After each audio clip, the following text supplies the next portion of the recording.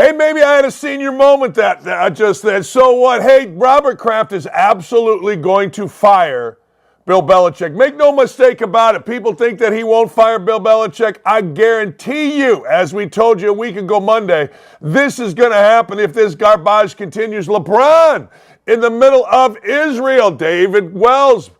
Guess what? Roger Clemens joins. It's Don't At Me. We start right now.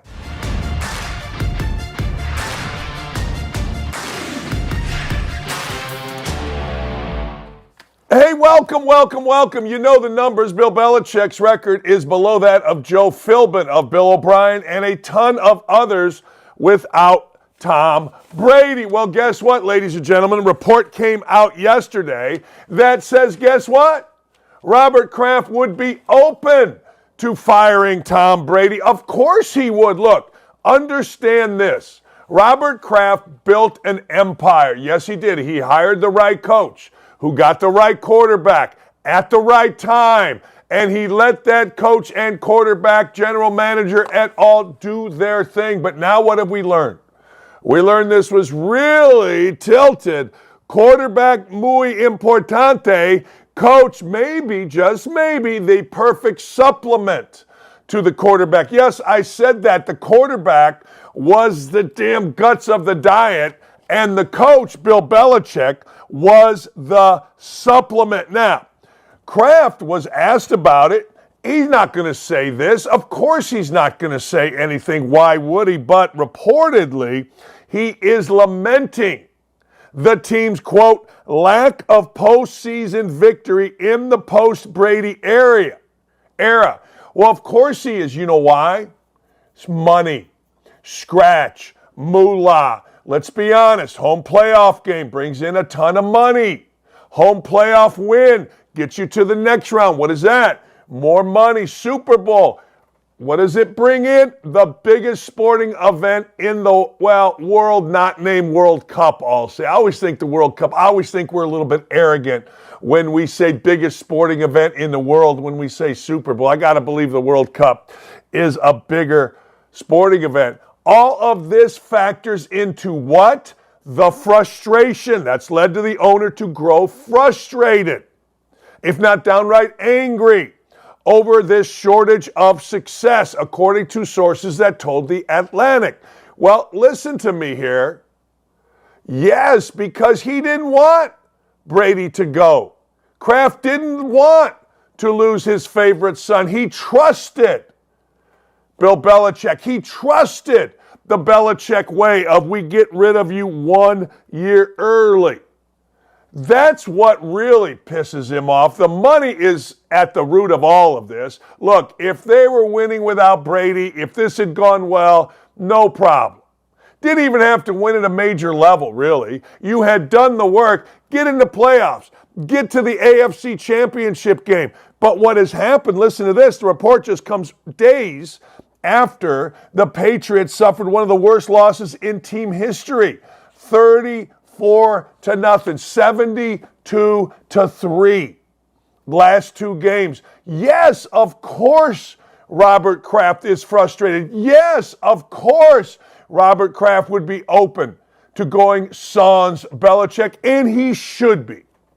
I mean, look, sports is the ultimate meritocracy. Win, we're happy. Lose, we tolerate for a minute based on your history, based on maybe you're a good dude, but ultimately lose enough, you gone. You gone.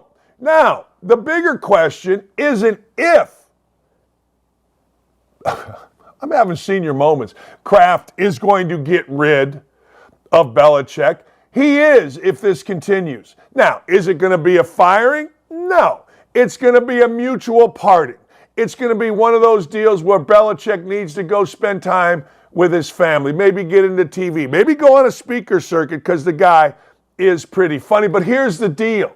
It's not a question of if, it's a question of how, and it's a question of when.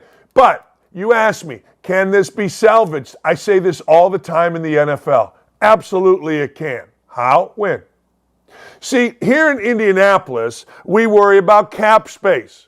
We want our GM to draft well. Oh my God, we lost, but we drafted well. We have cap space. In real Super Bowl / big time markets, it's, well, I don't give a damn who's doing the playing. I don't give a damn if it's a 6th-round pick like Tom Brady. I don't give a damn if it's the first pick in the draft. When I go to the stadium, I want to see you win. When we lose, I don't give a damn how much our general manager saved on cap space, and that's what winning organizations do. They don't worry about ancillary crap, particularly in the NFL. Look, baseball, it's a little bit skewed. Small markets struggle. You can actually get to the trade deadline, change your entire team for the better or for the worse. Football, bottom line, you can't redo your roster. Can't do it. You can add a guy, but how many times has adding a guy really put you over the top? Really put you over the top. We added this guy. Now in Indianapolis, we say Booger McFarland was a big addition to Peyton Manning winning a Super Bowl, and that may be true. But the bottom line was you had Peyton Manning. So you're stuck with this, Bill Belichick, and there is no excuse. You're the general manager. You're the guy that went and told Robert Kraft and the whole world, I'm smarter than everybody. Brady is done. He's finished. It's over. So now Kraft's going to fire him. Now, a lot of you are going to say you can't fire Bill Belichick. Must I remind you, Jimmy Irsay cut Peyton Manning in Indianapolis?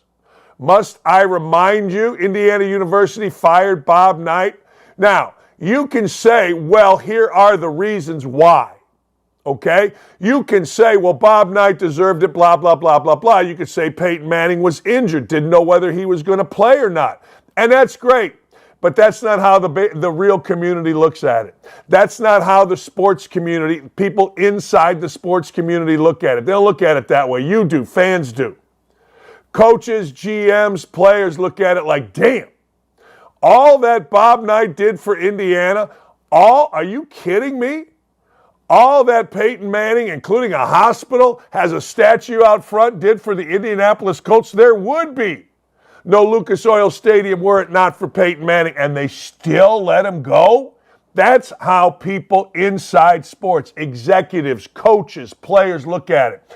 I say it all the time. There's a monster difference between how media and fans look at sports than the actual participants in sport. Bill Belichick knows what I'm saying is accurate because it's there in black and white. One playoff game since Brady's gone. Under 500 record since Brady's gone. Team looks abysmal since Brady's gone. Fans may not believe it. Media will pile on because, well, Belichick doesn't give them anything. But inside sports, coaching and all, you got to be out of your mind. They know it 1,010%. Belichick, the people under him, the people around him, the players know it. Everybody inside sports knows it. Media, they got their bias. But you mark my words. And it doesn't have to be 34. It can be 34-33 you lose this week. It doesn't have to be routes. It doesn't have to be embarrassment. The number on the right being more than the number on the left in the win-loss column this year means you are going to see Bill Belichick out. Period. Boom. Speaking of winning, now let me give you the other side of it. So for a few years, the NCAA basketball world was under siege for cheating. The Southern District of New York had, quote, the game plan. You college coaches, we've got the game plan. We know what you're doing. We know how you're cheating. We know how you're breaking federal law. They got up, the Southern District of New York, with all of their high-powered attorneys, and did a PowerPoint, had slides, had everything. And the world was watching, and the world was waiting, and the world was saying, what's going to happen here? Boy, college basketball is going to implode. Well, nothing really happened. An assistant coach named Book Richardson went to jail. Sean Miller got fired, but guess what? He got hired to another $1 million job. Bill Self was all of the focus. Bill Self in Kansas was the guy. Holy cow. Curtis Thompson, Bill Self, they're cheating. They're the epitome of cheating. They are doing everything wrong. Everybody else is doing everything right, and Bill Self is going to jail.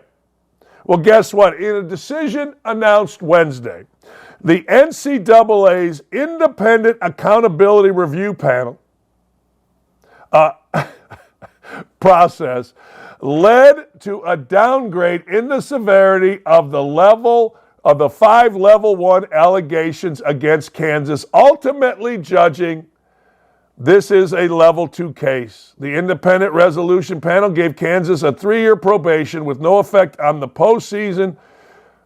Head coach Bill Self, who was charged with a level 1 violation and was suspended 4 games, was instead charged with level 3 violations, no additional penalties. Curtis Townsend, the assistant, who was suspended 4 games last year as well, also had his charges reduced from level 1 to level 2 and a level 3 violation with no additional penalties. Neither coach faces a show cause, which could have been applicable for level 1 violations.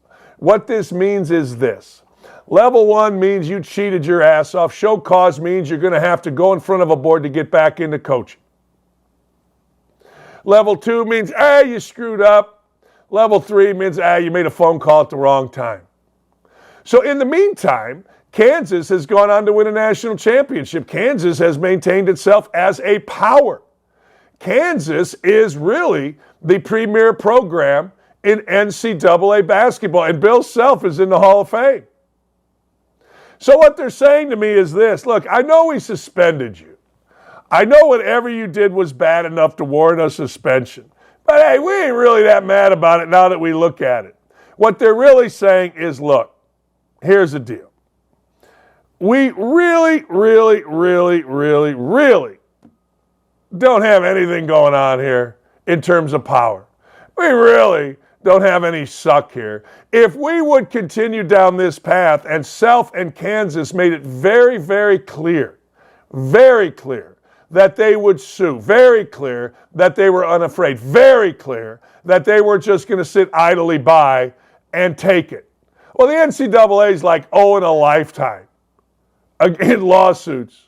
So they weren't going to sit there and try to prove their points in a court of law because they don't win.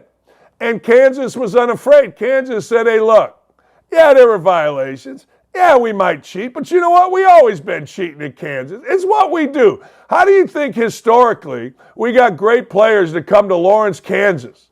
I mean, I'm going back to Wilt Chamberlain from Philadelphia or wherever Wilt was from.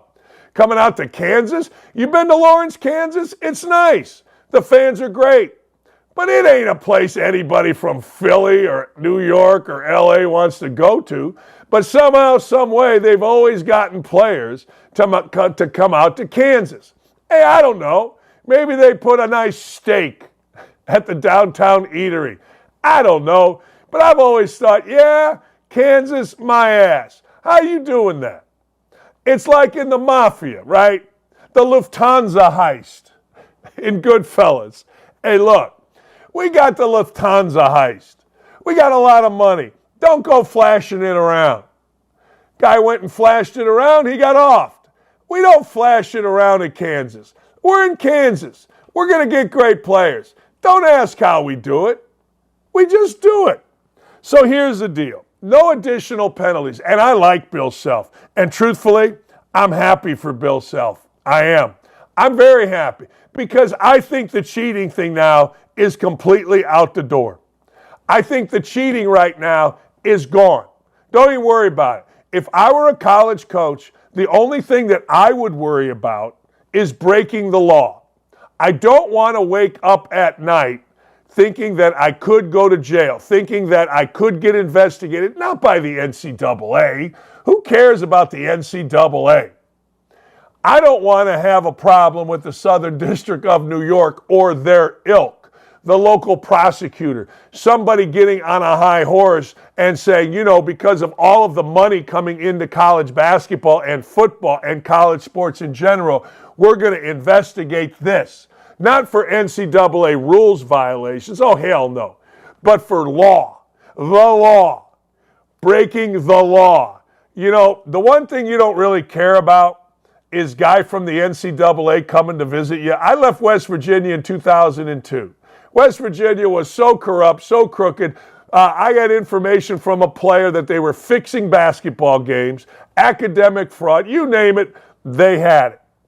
I left West Virginia. I told the president, yeah, thank you, but no thank you. I'm gone.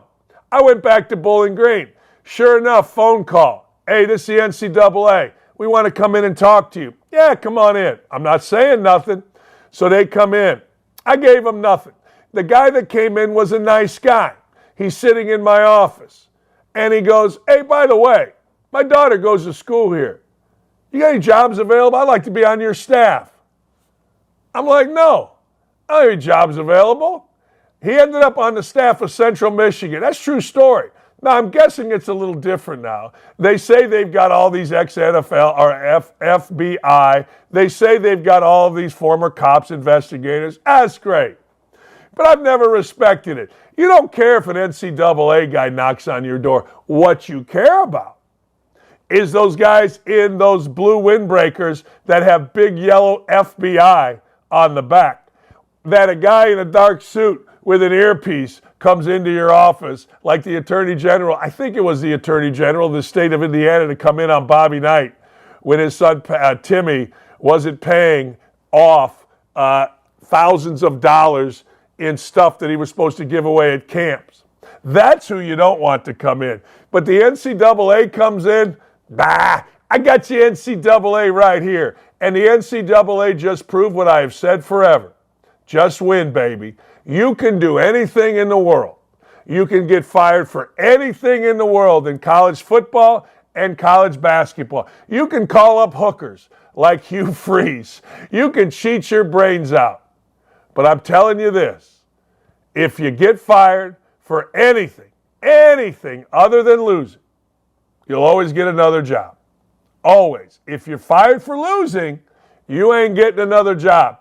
If you're fired for housing whatever, you're going to get another job. Hell, Dave Bliss, who in his program had a murder between players, he's on tape covering it up. He ended up coaching some Christian school, for crying out loud.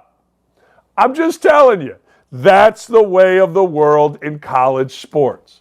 Get fired for anything except losing, and you too can be Bill Self.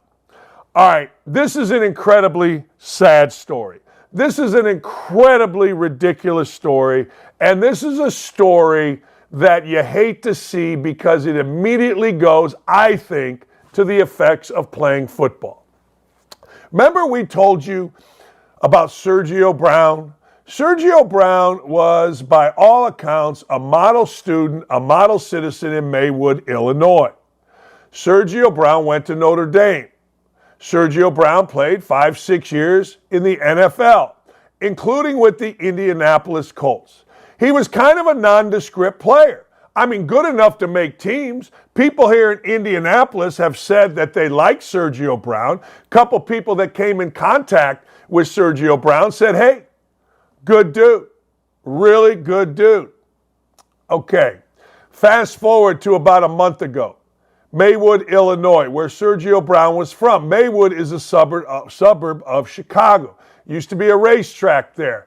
Proviso East, where Doc Rivers and a ton of other fantastic athletes went to school. It's not the greatest area, but it certainly isn't south side of Chicago bad. I've been to Maywood a bunch, a ton. It's fine. It's a middle-class city, neighborhood, whatever you want to call it. Well, fast forward, Sergio Brown's mother was found dead. Sergio Brown's mother was found dead in the creek. Sergio Brown's mother was found dead with a blunt trauma to the head. Sergio Brown went on an unhinged rant. I mean, an unhinged, crazy rant about the FBI did it. They've been after him. The local police did it. They have been after him. And people looked and said, what? Huh? The hell's going on here? Then Sergio Brown on Instagram posted videos of him somewhere in Mexico, dancing dancing with the biggins. I mean, he was dancing like it was 4th of July and it was a street party in Zionsville, Indiana. It was a blast watching, a Sergio Brown appeared to be having. He's giving it this, he's shaking it like that. You know what I'm saying? Doesn't seem to have a care in the world. Well, this is Sergio Brown's mugshot. Ex-NFL player Sergio Brown has been taken into custody in San Diego on a fugitive felony warrant. Illinois has obtained a warrant for first-degree murder against Sergio in the death of his mother, Myrtle Brown. Now, this isn't to be celebrated. This is horrible. This is the worst kind of horrible because this is the worst kind of crime. There is no love like a mother's love. There is no compassion like a mother's compassion. Nothing. I used to tell my kids all the time when they would be smart alecks to their mother, be careful here. There are only a certain amount of people that love you. And there is literally nobody, zero, zip amount of people that love you more than your mother. So be very careful being snotty, being very careful being angry, being very careful being a smart aleck, and whatever, to your mother. This is the worst kind of crime, a son murdering his mother. And I don't know Sergio Brown. I've never met Sergio Brown. But I'm going to make a statement here. Sergio Brown looks crazy to me. He does. Now, I don't know whether it's drugs. I don't know whether it's alcohol. I don't know whether it's CTE. But Sergio Brown looks crazy. This is the mugshot in San Diego being picked up as a fugitive on a fugitive arrest warrant for murdering your mother. Looks like he doesn't have a care in the world. Truthfully, he looks crazy. Now, that's a supposition that, I guess I could be called a number of things, including the all-inclusive word racist, for saying that. But when you judge people by the content of their character, not the color of their skin, I think any reasonable person that would go back and look at Sergio Brown's initial Instagram post, I was going to say tweet, but post, second Instagram post, how much weight he's lost, how much different he looks than he was with an NFL player, I think you'd agree with me. And then the fact that now there apparently is evidence enough that this man killed his mother, I think everybody would agree with me that this man is crazy.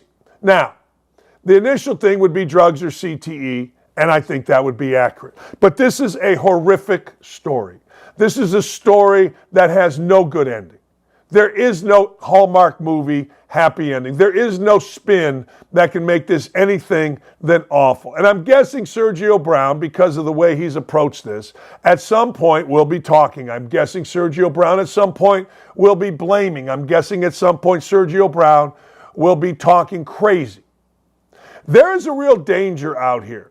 I feel like, and I'm sure I'm wrong about this, but I feel like damn near every day, or at least 3 or 4 times a week, a former NFL player is doing something nuts, is doing something crazy. And I ask why.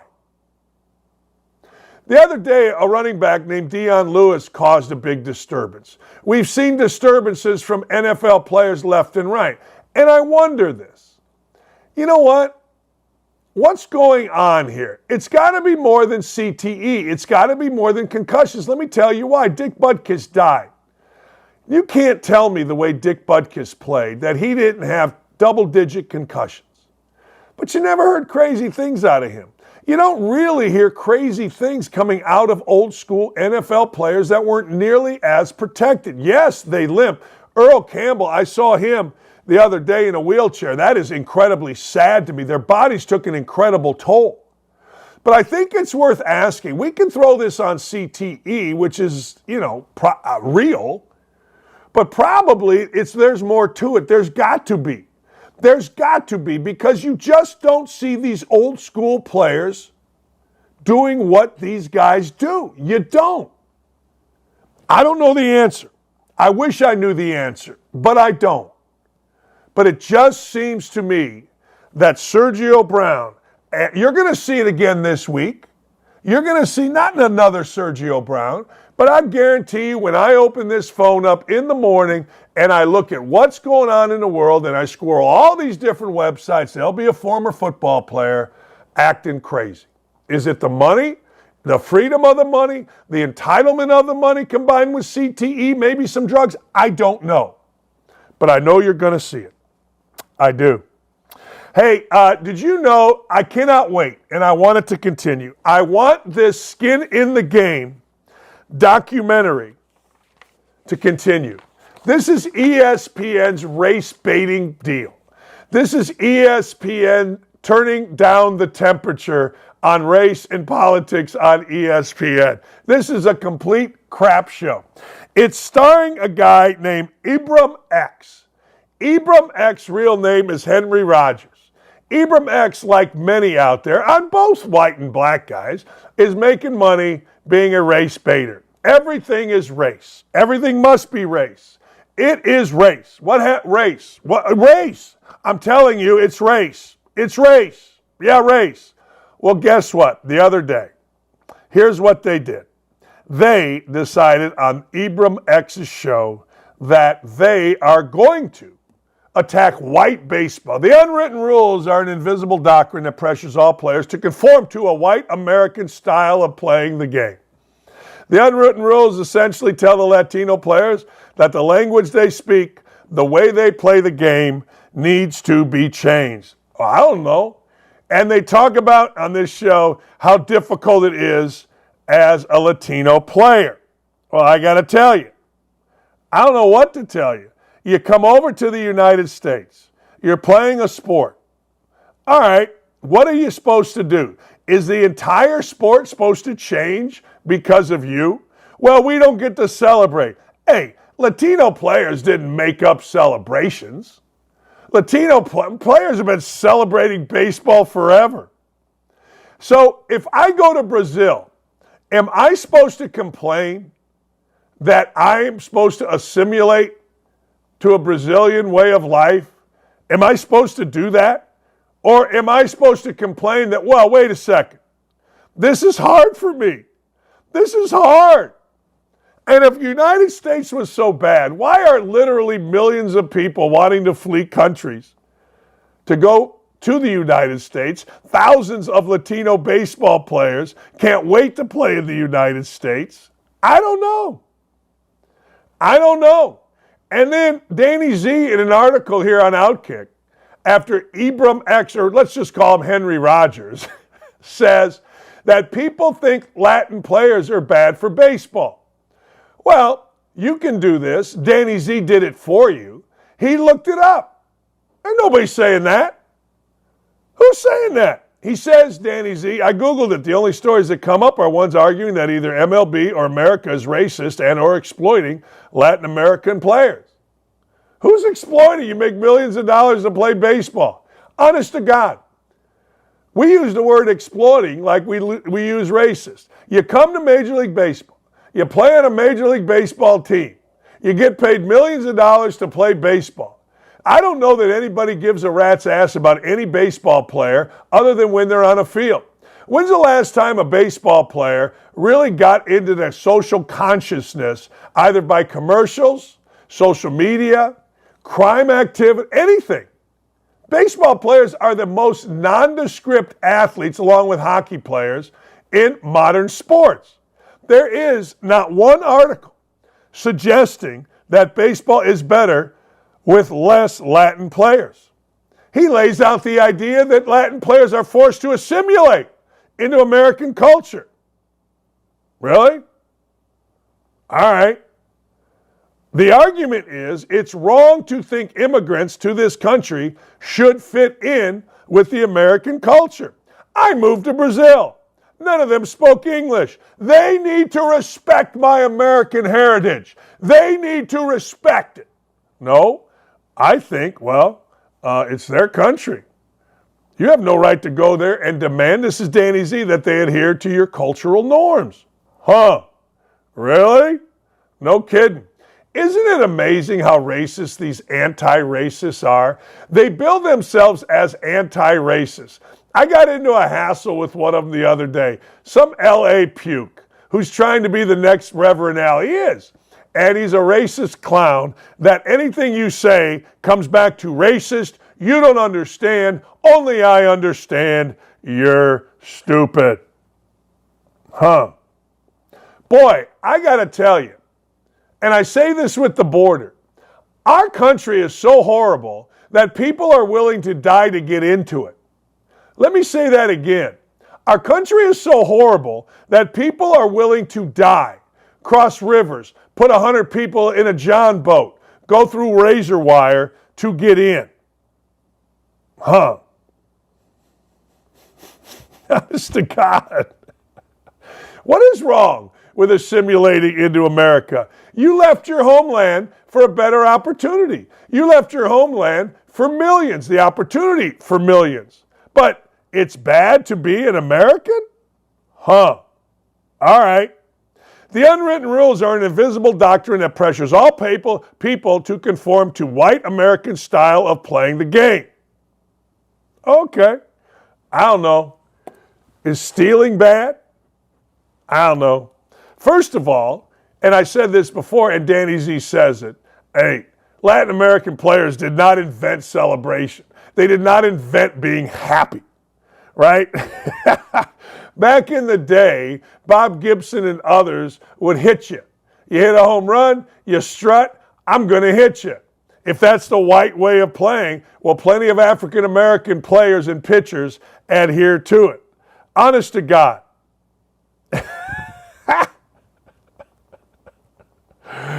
I find the whole thing comical. All right, there you go. Keep race. Now, there's a player named Vargas. Vargas plays for the Dodgers. He talked about the difficulty he faced when he came to America to play minor league baseball. No one in Michigan and Utah spoke Spanish. It made him tough. It made it tough to order food in restaurants. Oh, my God. Oh, my God, this guy came from Cuba where, I don't know, there are certain restrictions on just waking up in the morning. And this guy, who now is playing for the Dodgers making millions, is upset about not being able to get a burger. Oh, my God, change the menu because some baseball player who left the horrors of Cuba can't order a Big Mac. Hey, look, Royale with cheese should get it done at McDonald's. At least that's what they said on Pulp Fiction. Oh, my God. Can you imagine? I left Cuba. I left the horrors of a communist regime to come to a free society. But I can't order a burger. I can't do it. I can't believe they're making me do this. Oh, by the way, this guy came freely to our country. He wanted to come to our country. Couldn't wait to get to our country. Couldn't wait. Couldn't get the same opportunity anywhere else. But I can't order a burger. All right. Well, I don't know what to tell you. Point at it. Yeah, I don't know what to say. Hey, look. I've been to Germany. I couldn't order anything but a Wiener Schnitzel. I wasn't mad about it. I didn't know nothing. I didn't complain about it. I'd go to Germany today, tomorrow, the next day if somebody said, hey, look, Dan, we're going to start a TV show there. You're going to be the star. You got a potential to make millions. Millions. Oh, all right. I would get on Etta Stone or Rosetta Stone and figure it out. Or I wouldn't go. I mean, it's not like you come over here and you don't know what the language is, but Harry Rogers, Abram X or whatever, you can't make money, ladies and gentlemen, if you're X-Abram or Abram X, if people are united. You can't make money. You can't get on ESPN. You can't have a documentary if there isn't anything to complain about. Ordering a hamburger here is more to complain about than living in Cuba under a communist regime.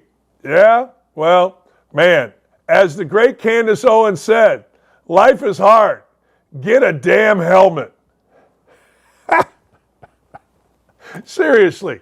Memo to my friend Norby Williamson, Stephanie Drewley, Dave Roberts. Please continue this show. This show, it's called Skin in the Game, and ESPN made it. They don't want to cancel it because somehow, some way, they'll be afraid of X-Ibram or Ibram X calling them racist, or Bomani Jones saying they're racist, or this bigot on TV right now named Martin calling them racist, or Damian Woody and his up and down weight swings calling them racist. I got 2 words for you. That's all I got. All right, before we get to the great Roger Clemens, LeBron James is under scrutiny. LeBron James, I'm going to give LeBron James credit here. The Spring Hill Company is he and his buddy Maverick Carter, their film company, their company in media. And it's very successful because, as I've told you before, LeBron James and Maverick Carter are very organized with the projects that they put in front of at least Universal Studio heads. LeBron James came out in total support of Israel. Total support of Israel. Well, guess what? Fans are mad. Fans are unhappy. Fans are crabby. Why? Well, not supposed to do that. Let me tell you why LeBron James is supposed to do that. I'm reading a book called Powerhouse. It's about the creation of CAA, Creative Artists Agency. Biggest agency in the country. I was actually a part of it until I fired them because they weren't doing anything for me. But anyway, long story short, everybody in the book is Jewish. I mean everybody. Everybody in TV and films is Jewish. LeBron James understands his audience. LeBron James understands if you're going to get into film, if you're going to get into any of this, all right, guess what? You better understand your audience. I want to say that's a part of it. I don't want to say that's all of it. I want to say it's because LeBron James understands, like most reasonable people, that people parachuting in to a festival, slicing up people, killing families, going into houses, videotaping slaughter, beheading babies, killing mothers, raping women, stabbing innocent people house to house is wrong. I mean, I would like to think the devastation of Israel is tragic and unacceptable. The murder and violence against innocent people by Hamas is terrorism. Spring Hill Company family sends our deepest condolences to Israel and the Jewish community. We pray for peace in the region and reiterate our continued commitment to fight hate in all its forms. Must work to ensure this tragedy does not spread even more hate, racism, and anti-Semitism. Good words. Garbage fans hated it. Assholes hated it. Ridiculous people like Black Lives Matter in Chicago hated it. I'm just telling you. Awful. Awful what people criticizing LeBron James and Maverick Carter stand for. They stand for nothing but hate. They stand for nothing but violence. They're not common sense people. They're garbage. And unfortunately, we have garbage people all across this world. Unfortunately, we have garbage in our Black Lives Matter Chicago. Unfortunately, look, you can be on either side, but if you don't condemn innocent people being murdered, slaughtered, babies being beheaded, parachuters coming into music festivals for crying out loud and literally slaughtering moms and dads and children, I got nothing for you. Then you're just a hateful jackass, a biased, racist, ridiculous jackass. I got nothing for you. Good for LeBron James. Good for Maverick Carter. Deep down, like, people are always going to dislike LeBron James. That just comes with the territory. But I've said this all over. Deep down, LeBron James, Maverick Carter are good people. I don't even know if it's deep down. Externally, they're good people. You ever hear of any problem with the two? You ever hear anything bad? Other than you didn't like the fact that LeBron spray painted or whatever. I get all that. I get that that's people. But you ever really hear anything bad? We got idiots doing idiotic things. We got people being slaughtered. And LeBron James, good for you. Maverick Carter, good for you. You stepped up. Roger Clemens next. Can't wait to talk to him. I'm going to talk to him about events in the world affecting baseball players. We'll be right back. Looking for the hottest sportsbook offers? At OutKick, find exclusive promotions, expert picks, and the latest odds.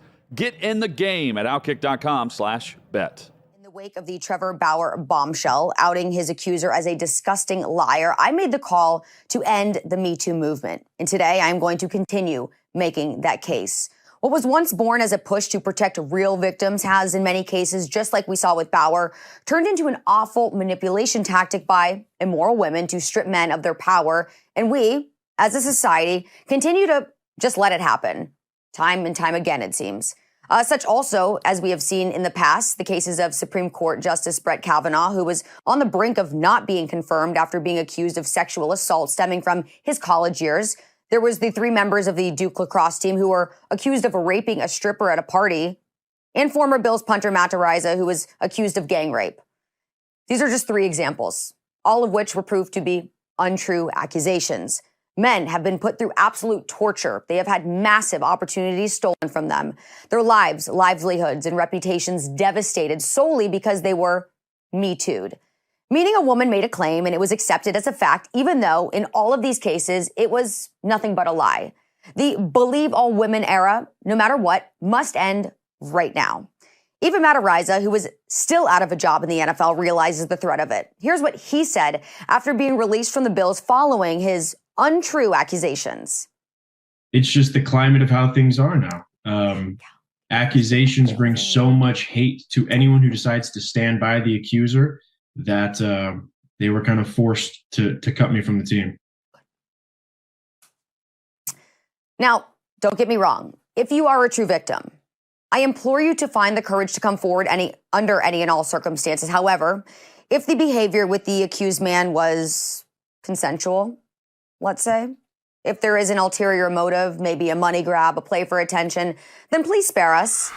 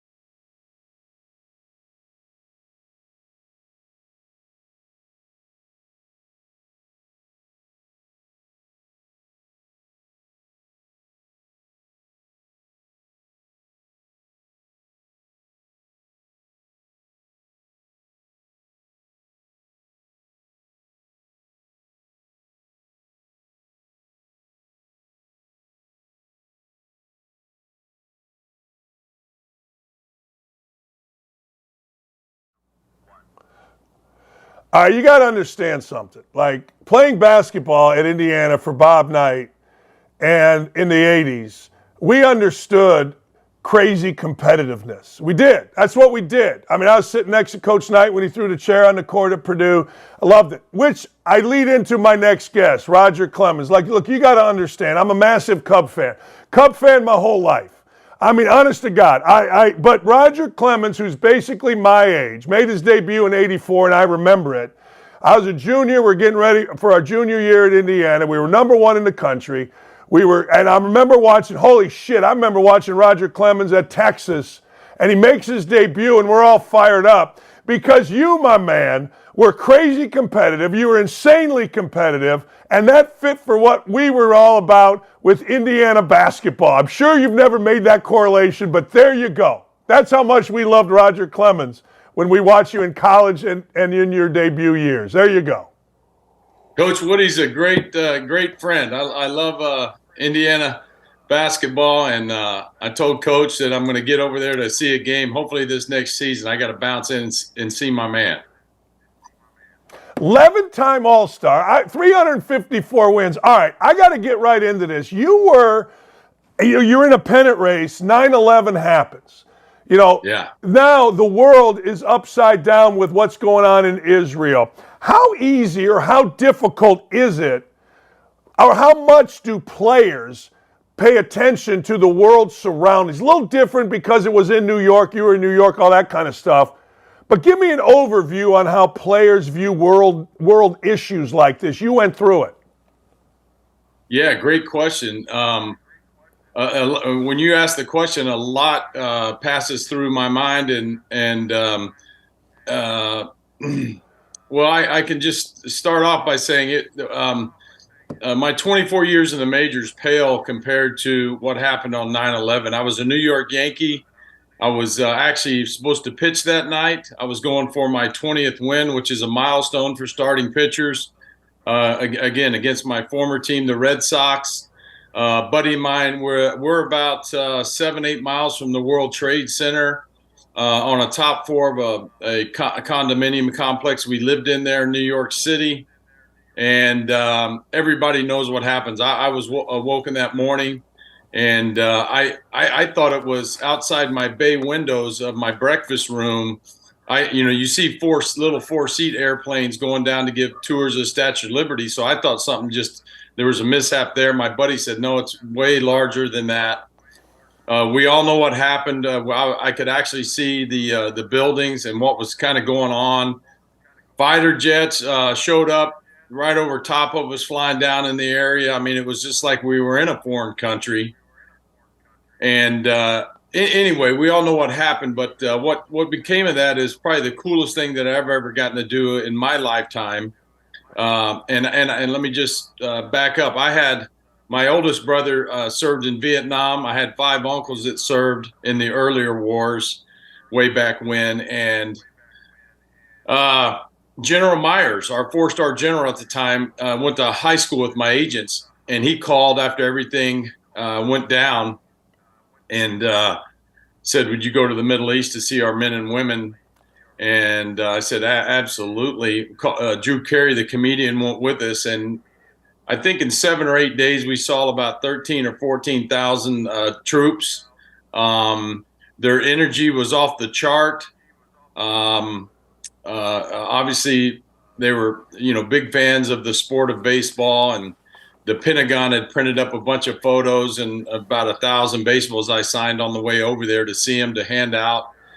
And I just couldn't be prouder to be an American and to see how and know why I was protected and felt safe going out to a mound in front of 55,000 people and everything. So it was unbelievable with the tragedy that happened. Mr. Steinbrenner brought back when I pitched. I think you'll remember I pitched Game 3 when President Bush, 43, came out and threw that perfect strike on the field with a bulletproof vest on in front of the world.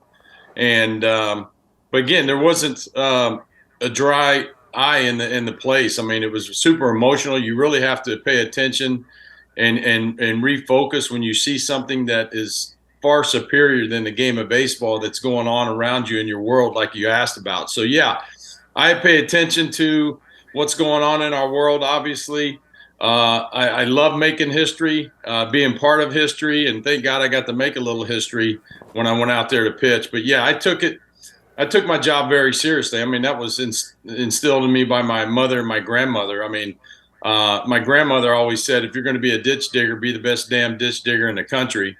And I watched my mom. That's why I get a little upset when people mouth off and don't do their homework. And they talk about certain athletes, having a silver spoon, and athletes this, and, how much people get paid, whatever. But, I was taught to, whatever city I wore on my chest, I took it very seriously. It was my work. And again, I watched my mom work three jobs so I could have a sweet glove and the best pair of cleats growing up, So I had a great background. My pops died when I was young, so my mom, my grandmother, pretty much raised me, and being a professional and doing your work was very important. Roger, how was Bush? Did you get a chance before he went out there? Did you get a chance to talk to him, see him? Was he nervous? I mean, what was he like as he was going up those steps or in the dugout to throw that pitch out? Because that pitch was so meaningful to the United States and really all across the world.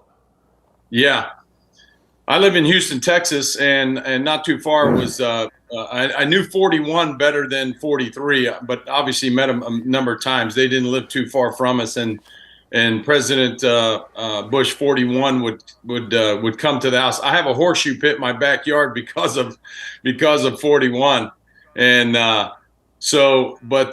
he was locked in. And when he came into the locker room, I was getting ready to go out and do my bullpen session to get ready for the game, and he came in and asked where there was somewhere where he could throw a couple baseballs, because he wanted to. Obviously he wanted to look good in front of the world and see if with this bulletproof vest, if he could, actually, throw the pitch. He ended up going down to our bullpen, and there was a famous story. They had it documented pretty well. He went down there, and I think Derek Jeter and Jorge Posada, my teammates, were down there doing their early hitting work. And President Bush threw 5 or 6 pitches, and he said, "Yep, I'm good to go." And just for the camera and to make conversation, he looked at Derek and asked Derek, "Hey, is there any pointers you can give me?" And famously, Derek said, "Yeah." He said, "You have to throw from the mound. You can't throw from the grass or the dirt. Get up on the mound." And President 43 said, "I got that, no problem." And then Derek said, "Yes, Mr. President, another thing, this is New York and Yankee Stadium. If you bounce it, they're going to boo you." So he said, "I'm nervous now. I'm a little nervous." So, but he went out there. I was in the bullpen, and I got to turn around. I stopped warming up. I had our pitching coach, Mel Stoudemire, turn around also. And we watched the entire stadium light up with flashballs, people taking pictures. And he threw a perfect strike. So I hate what's going on right now across the pond. It's just heart-wrenching, and to hear the stories that are coming out right now, what's going on in our world, I just hate to hear it. Yeah, do you think in the dugouts players are talking about it? Locker rooms, clubhouse? What's that? Do you think players in the playoffs, in the clubhouse, are they talking about what's going on in Israel? Oh, no question, because I think there's a couple of the players that have family there, and they're extremely worried about it. I think I wish I could tell you the exact name of the 2 or 3 players that I've heard stories on so far, but they have family there, and so I'm sure that, trying to go out and do their job right now when they have close relatives, wondering if they're alive. And all right, I'm sure it's a conversation, and I'm sure that once the game starts, it's a means to get their mind off of that right now. Hey Roger, I got to ask you. Last night I'm watching, and Lance Lynn is from here. I'm in Indianapolis. I've known Lance for a long time. Gives up 4 bombs, actually 5. One was called foul. Have you ever seen anything like that? And what do you do on the mound? Because you're basically sitting there naked, Roger. You're out there, you're naked by yourself in the mound. Yeah, it sucks. I mean, Lance is a strike thrower, and he's a strike thrower, but his slider or slurve, whatever you want to call it, it was catching too much of the plate. I don't know if I've ever seen somebody hit a foul home run and then get back up to the plate and then hit an actual home run. I don't know if I've ever seen that. And we always say as pitchers, which Lance doesn't walk a lot of guys. He pitches the contact. Solo home runs are rally killers, is what they talk about. But when you give up, obviously when you give up 3 or 4 in a row, then you got a problem. You got to shut it down in the playoffs immediately, and try and get momentum back on your side as fast as you can do it. I remember a World Series in Florida. It was supposed to be my last start, and I gave up a 3-run homer to Miggy. Now that Miggy's retired, we did a bunch of cool videos for him retirement. I told him he's welcome for me jumpstarting his career. And but I stepped off the back of the mound while he was rounding the bases, and I was thinking, this is not the way I want to go out. I've got to shut it down immediately. And I went, after I got the final out in that first inning, I went in and told the guys, that's it. That's all they're getting. So if we can just scratch our way back, we're going to be fine. And that's what we did. Hey, Roger, you won 354 games. You pitched in the biggest moments and historic moments. But when you give up something like that, I'm guessing my first inclination would be to get pissed off.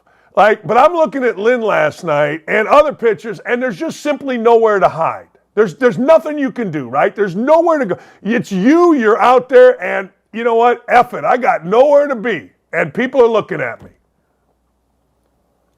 Yeah, I mean, you're locked in. You are kind of feel like you're on an island out there a little bit, but I think the best thing is being a power pitcher. I was always a power pitcher. I wasn't a thrower. So if I didn't have my 97 and I had my 91, 92 with movement, I tell people, the guys I work with, I still do some work with the Astros, and different players come to the house to throw on my indoor cage, off my indoor mound, and we talk about it all the time. Pitching is like real estate. You got to location. It's the velocity. You need movement, which a lot of guys have now. I know the spin rate. I'm in the middle of the road on the analytics. I still think you got to have an eye and a heart test when you go out there and talk to a guy. I want them, I want my pitching coach to come out and talk to me, look in my eyes, and I'm telling him I'm good. We can start going one out at a time so I can eat outs. But, again, some of these guys with this pitch calm, I always talk about it, you hear in your ear fastball away, and you just grab the ball and you throw it without thinking about executing the pitch. And in the playoffs here, you've seen a lot of guys middle. Sonny Gray did it the other day. I mean, he was on fire during the season. His what they call sweeper now is a slurve. It's in between a slider and a curve, of course. And he just caught a lot of plate with that, and it cost him. And you can't get into a throwing mode. The other guys, to be specific about your question, if they do get a little pissed off and start overthrowing, it doesn't matter how hard you throw. Even if you throw 100 miles an hour, guys in the big leagues can put wood on a bullet. My youngest one loves that gas. If you're going to try and overthrow and you catch a lot of the plate, and a hitter, all he has to do is get some barrel on it with a little backspin, and it's going a long ways. I can't let you go without asking you. It, in my opinion, is one of the greatest moments in baseball. When you whipped the bat back at Piazza, I've got to tell you, I thought it was the greatest. I don't know. It's just reactionary, right? I mean, you had to explain it, and maybe in the modern world with Twitter it'd have been but it seemed to me, I don't want to put words in your mouth, but it seemed like it was just reactionary to you being pissed off. Well, excuse me.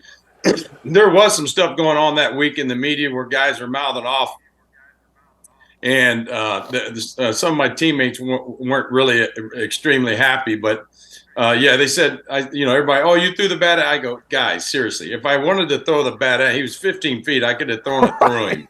I said, I had no idea he was running. I think Mike said the same thing. It made great theater for TV and ratings, I guess. But at the first moment when I said I thought it was the ball, I thought it was a line drive. I broke the bat. I came in on him, and he's a good hitter. He hit just about every breaking ball I threw to him, so he wasn't going to get a breaking ball. So I was throwing cross-seamers and two-seamers in on his hands, trying to crowd him as best I could. When I shattered the bat, it broke in 4 pieces. The head of the bat came obviously right at me. For a split second, I thought I was getting a line drive, which you can tell that I got into impeccable fielding position. And when I broke down, the bat took 2 bounces and came up into my lap, and I turned and whistled it to our on-deck circle. And didn't think anything of it. It wasn't even a big deal. I mean, I went on to pitch, another 7 really stellar innings. And then after the game, everybody was trying to make a big deal about it. So, but yeah, I wanted to get that at bat over. Everybody was, talking about it. It almost got to be bigger than the World Series game itself. So, but yeah, it was good theater. I whistled it over there on the deck circle, and then we got on with the game. So yeah, it was pretty good. Hey, last thing, is Texas football ever going to be really back? I mean, really back? Really back? You just talk. Well, first of all, I don't know how the coaches, any of the head coaches, are able to recruit with this portal stuff with guys jumping here, jumping there. I mean, I have no idea, but we always have a saying at Texas: we don't rebuild, we reload, and that's what we did on the baseball program, and they're definitely doing it on the football side of things. So that was definitely Oklahoma threw a wrench in our soup. We had bigger plans, so hopefully the guys can run it out now, and then we'll see where we land and where we go from there. Hey, tell me about your foundation before I let you go. Yeah, no, appreciate it. Yeah, the Roger Clemens Foundation. We just celebrated our 30th year. We help at-risk children, and love doing it. I've got wonderful people over at the office there that really push me out in front of the fans and get people to make nice donations. I do some really cool things now. I told everybody I'm kind of done doing the sit-down dinner where you get the cold piece of chicken, uncooked piece of steak, and you buy an auction item that you never ended up using. So I do these golf outings, and I do these BP clinics where I throw BP to different corporations and guys, and sometimes they bring their little league teams. I also do a really, really cool one with the Red Sox still. I get to go to Fenway Park, throw BP at Fenway Park for an auction for them, and we share the donations with the Jimmy Fund, who I've been tied to since I was a rookie there in Boston. So all the fans and all your viewers, check out Roger Clemens Foundation. We got some good fun stuff, and I love doing it. Hey, Roger, I hope you'll come back, man. I'm a huge fan, always have been since you were in college, and we got to watch you and then the Red Sox and the Yankees, man. I appreciate you. Thanks for coming on. You got it, baby. And let me tell you, I enjoyed pitching at Wrigley. You talk about history. There's some history there. I love that place. Ooh. And, of course, Fenway Park and old Yankee Stadium. New Yankee Stadium's nice, but old Yankee Stadium, we had ghosts running around in that place. Man, I got to tell you, you talked about Midgie. I was there when the freaking Marlins beat the Cubs the game after the Bartman game, and he was 20 years old. Isn't it amazing how fast time goes? Like, he was 20 years old then, Midgie, hey. And next thing you know, he's retiring. It's unbelievable. Unbelievable, and the Cubs missed a big opportunity after they won the World Series. The next year, the first pitch of opening day, the first pitch, they should have had Bartman walk out on a leash with a goat and throw out the first pitch. That's where they should have that kid come back and walk out there with the goat with him. I think he's still in hiding. I do. I think he's still like underground. Hey, Roger, thank you, my friend. It's great talking to you. You got it, baby. Appreciate you having me on. Yeah, that's Roger Clemens, the Rocket, man. Look, I didn't have many idols that were my own age, right? But, man, when he pitched, I watched because the dude was crazy competitive, like insanely competitive, the Rocket. Hey, we're going to have David Wells coming in right now. Let's go. David Wells next. I'm here at the Big Machine Music City Grand Prix, but that's not the only big race that's on people's minds. Let's go talk about it. There's no way Biden can win again. There's just no way. Even the people that voted for him because they didn't like Trump, now at least have to see, like, senile, not all there. Probably won't be alive for 4 more years. Are you a Trump guy? Or are you a DeSantis guy? Or someone else? I don't like any of them. Okay. Who's your dream candidate? Who would you want to run? Myself. I think the best candidates probably are smart enough not to run. I just hope there's somebody that's young enough to care about the country instead of their politics.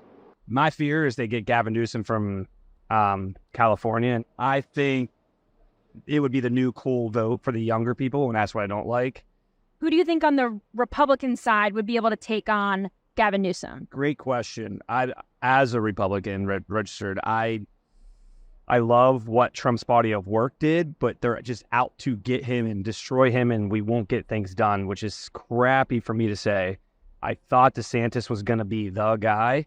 Trump only has 4 years left. He cannot fix everything that just happened in 4 years. And he's going to be battling indictments and all these false stuff for the next 4 years. We won't get anything done. And it'll just be the stalemate in America. That's why I almost don't want him in. But if he is the leading candidate, that's who I'm going to vote for. Is there any Democrat that you would vote for, consider voting for? Absolutely not. What about RFK Jr.? No. Who should our first female president be? Michelle Obama, of course. Okay. Yeah. I'm going to go with Harambe 2024. We have the 2024 presidential race coming up.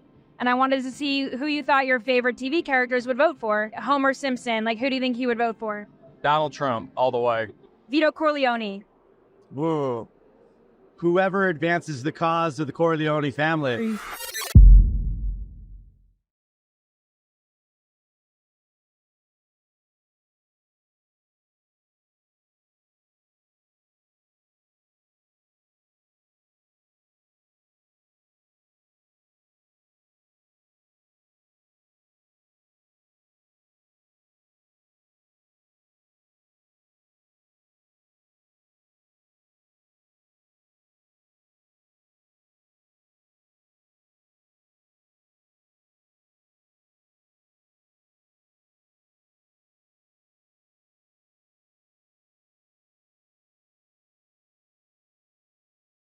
Hey, this is like Legends Day for me. Like, you know, I'm the same age as these guys, and I watched them pitch the Yankees. I didn't realize David Wells pitched 21 years in the big leagues. 21 freaking years.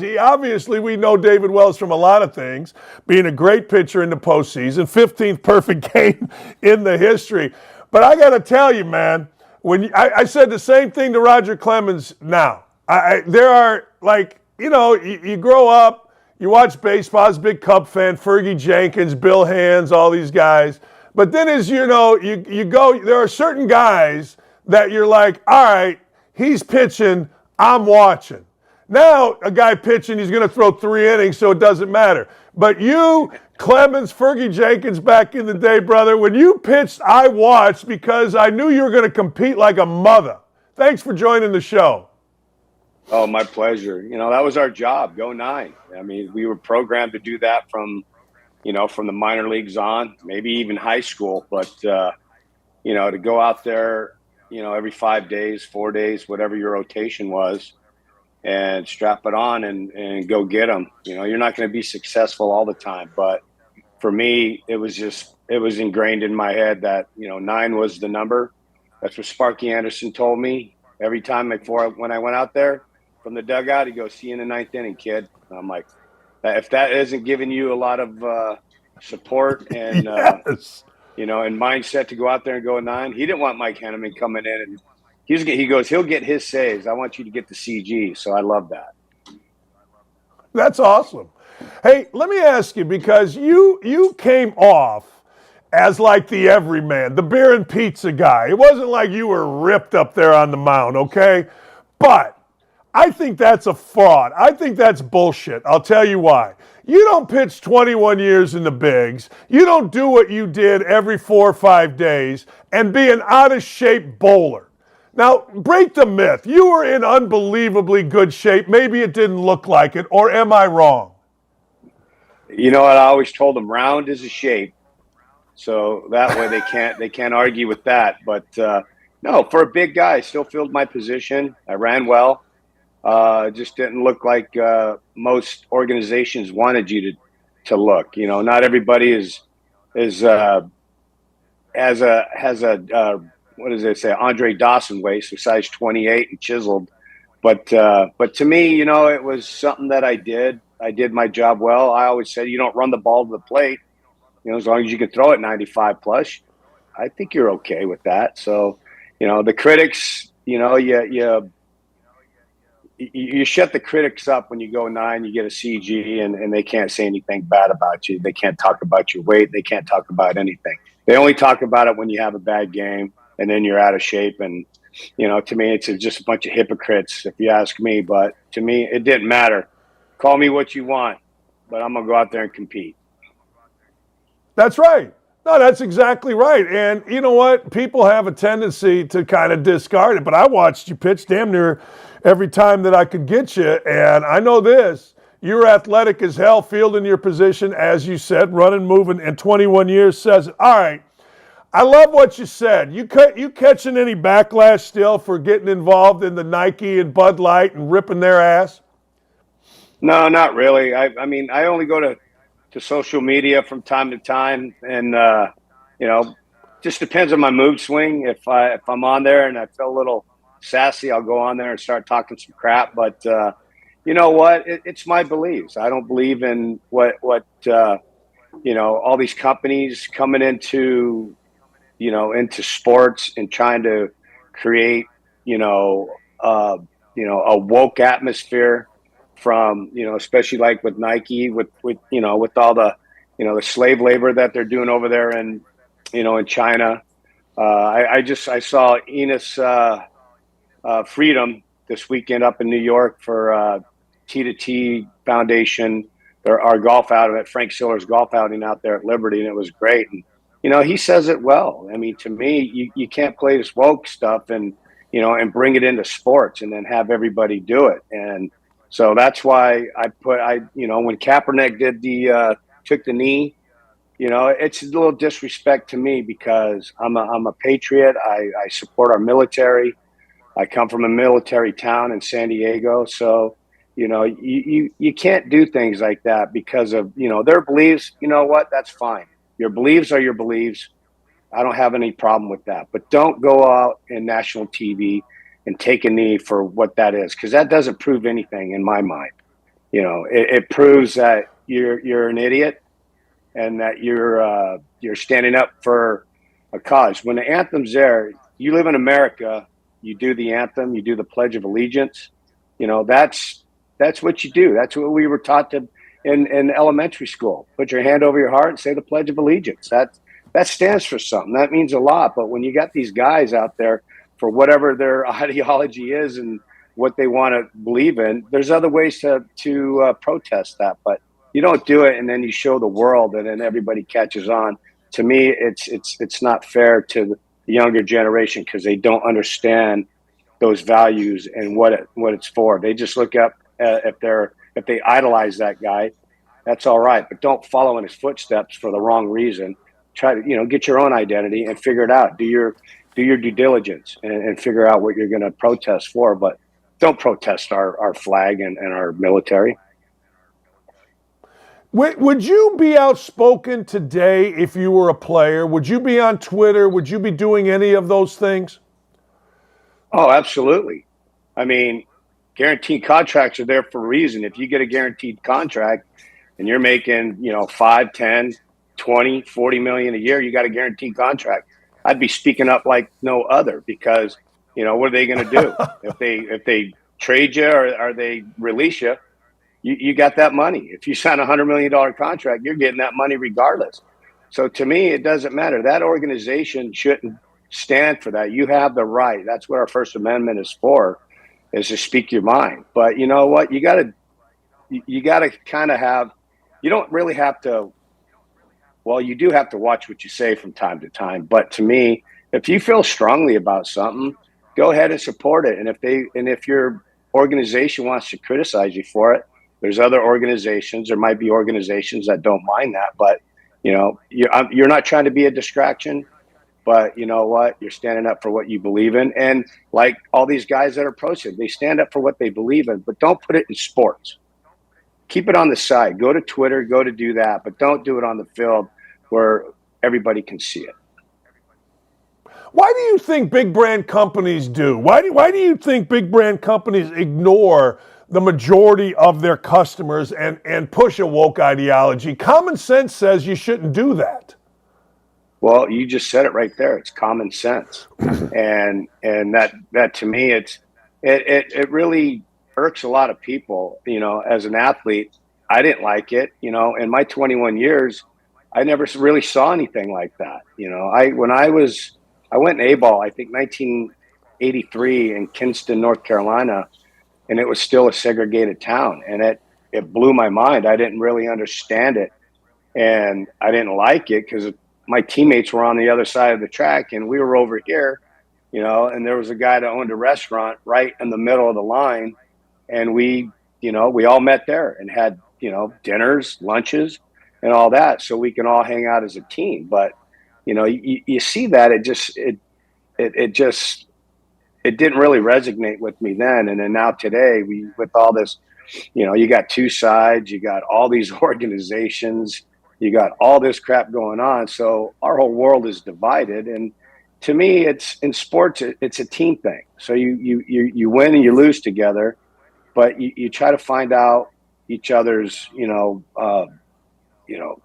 loyalty as a teammate. You know, you could pick your friends after the season. You don't have to like your teammates, but you root for them, and you do that during the season. And then these companies come in, like you said, and they're promoting a different message, and that's not the message. Our message is go out there and make the fans happy, because there's a lot of fans out there that love our sports. So let them go out there and enjoy it, and quit take the politics out of it. Let me switch to baseball. What do the Yankees got to do to straighten this thing out? I don't like watching postseason baseball without my Cubs, Yankees, or Red Sox in it. What do they got to do, Yankees? Well, you know, the players got to play. They got to go out and produce. And if they don't, you know, you send them in. And I took a lot of heat for that too. You know, when I said that, you know, everyone's blaming Cashman. They're blaming Aaron Boone. They're blaming, it's like all the managers, all the GMs and all that, they get criticized for it because they're going out and getting the players. So to me, it's a matter of, if the players don't produce, send them a message. And I don't care how much money they're making, send them down and let them sit in the minor leagues for a bit.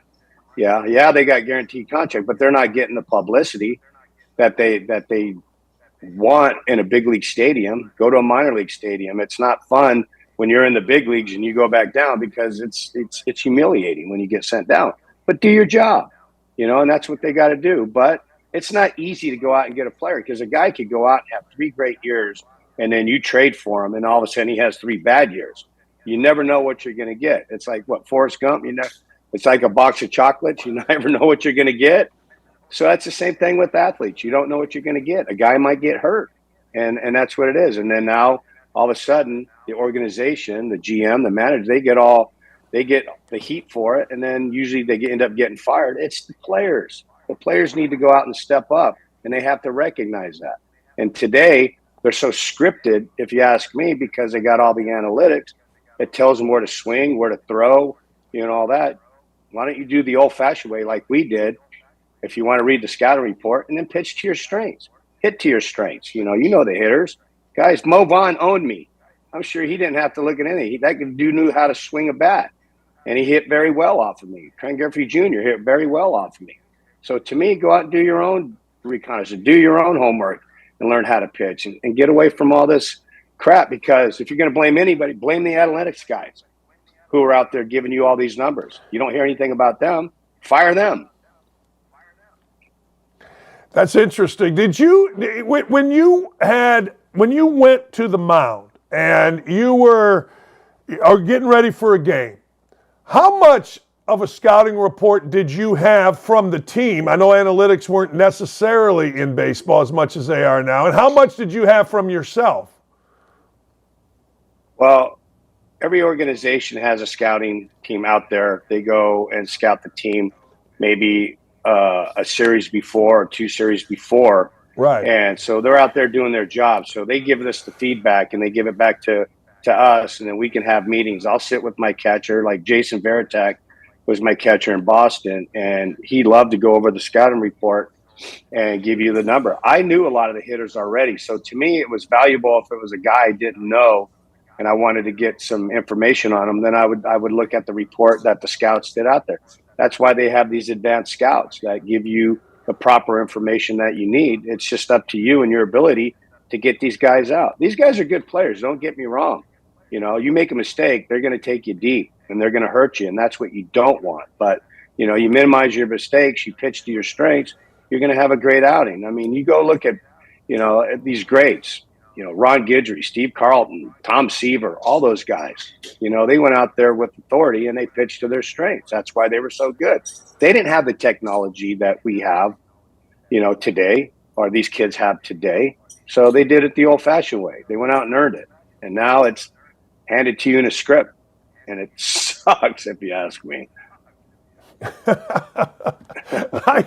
I can't imagine, like I just talked to Roger Clemens and now you, and I can't imagine some guy that never played coming out to you with some graph or some pie chart about how you're supposed to pitch to freaking, I don't know, Ken Griffey Jr. or anybody. I mean, I can't imagine, right? Here's what you're supposed to do based on the analytics. Do you think Roger Clemens would look at that?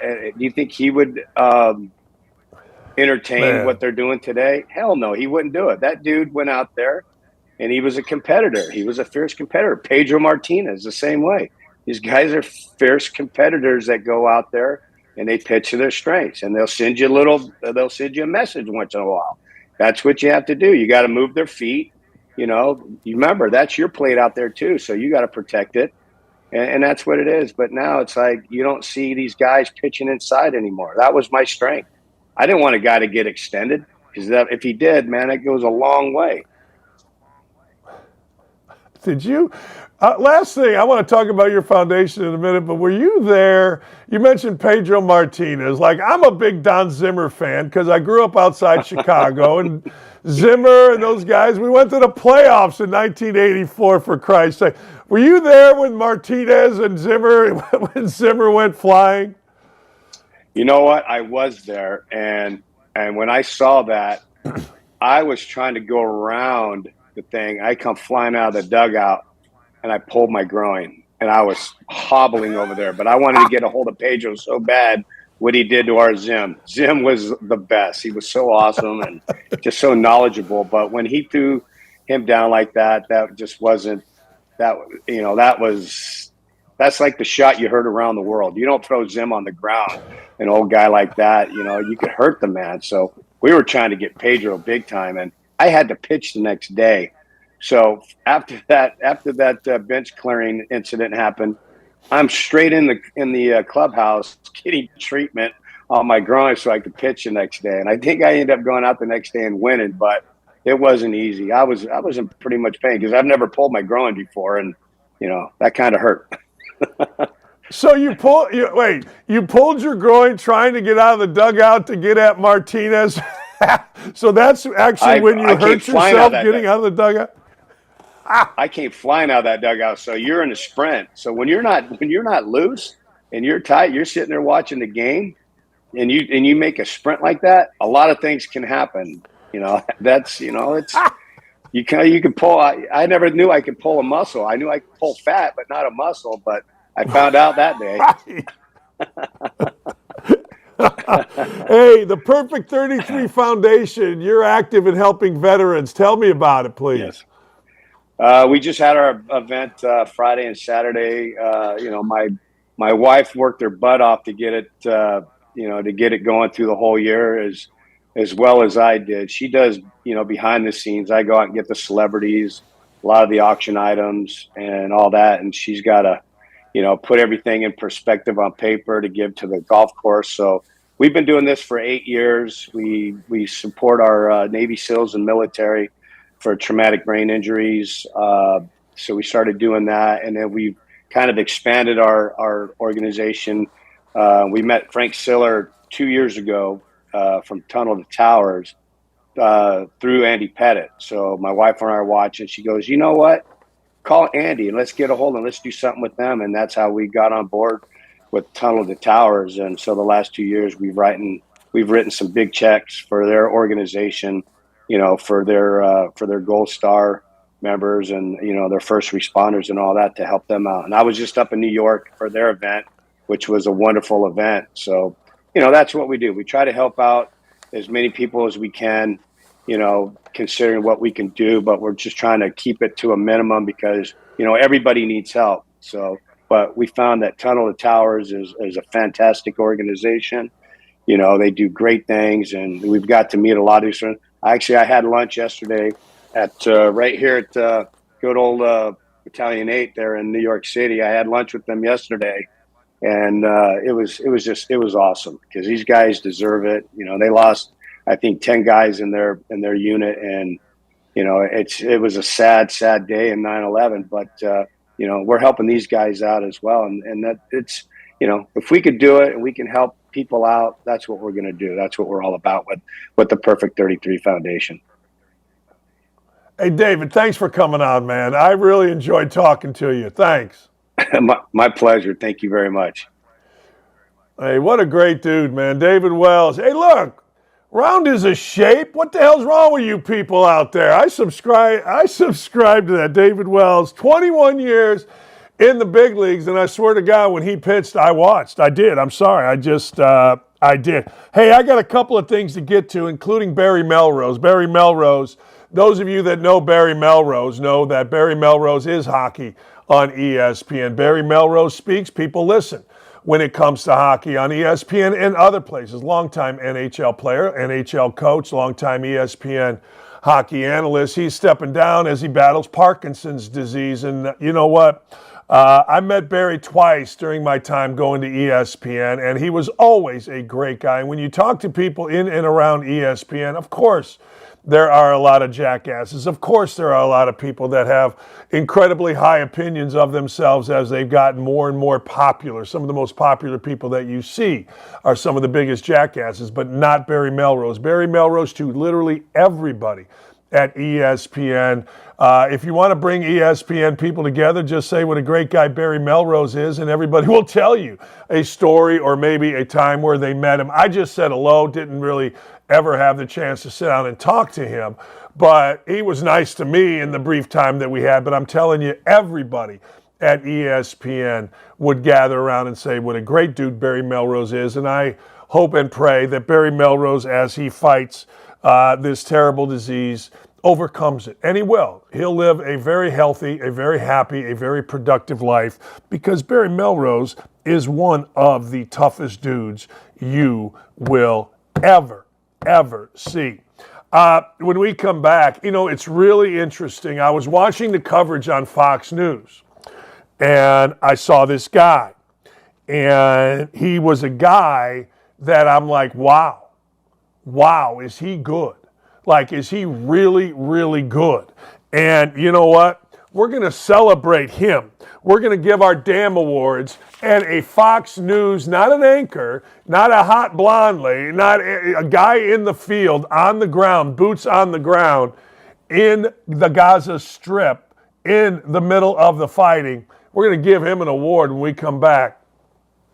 So Trevor Bauer certainly keeps receipts, no doubt about it. And in the interest of sticking to our guns on this and being consistent, this is another example of why you need to wait to hear both sides of any story, especially with an allegation as serious as Lindsey Hill's towards Trevor Bauer.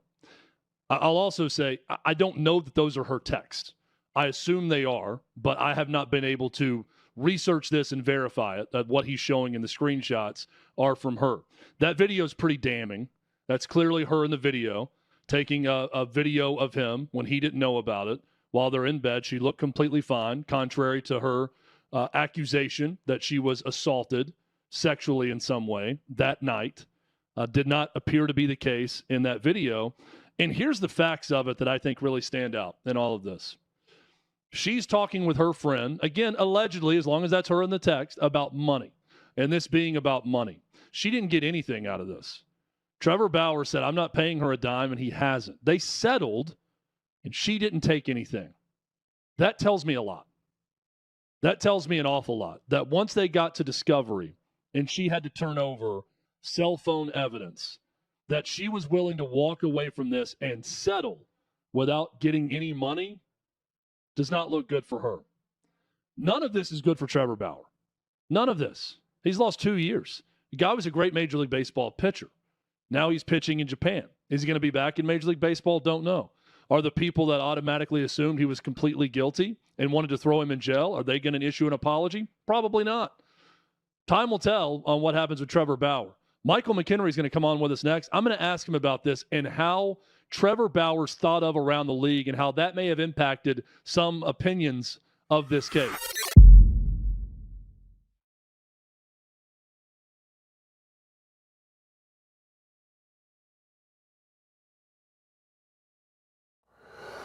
All right, let's make absolutely, positively no mistake about it. None whatsoever. This is the greatest show on TV. I mean, where else are you going to get interviews like what you got today where it's just fun? What are you going to do?